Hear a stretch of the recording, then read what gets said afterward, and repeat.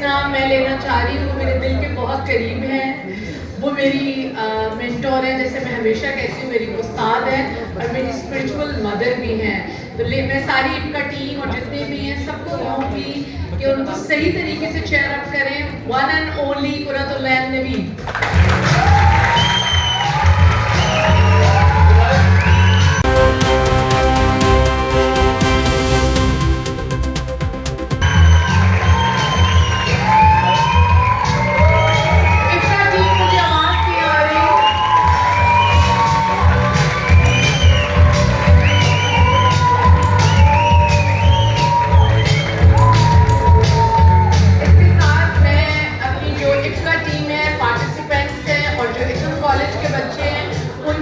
चाहूंगी कि आप लोग सब भरपूर तालियां करें, क्योंकि उनके बगैर ये नामुमकिन था।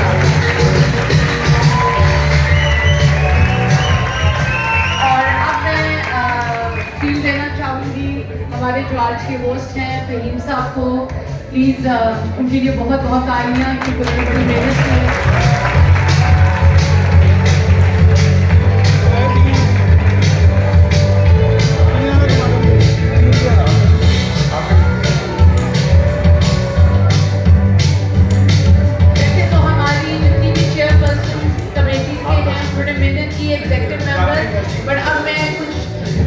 लोगों को जो बिल्कुल इस शो स्टॉपर्स की तरह बुलाना चाहूंगी।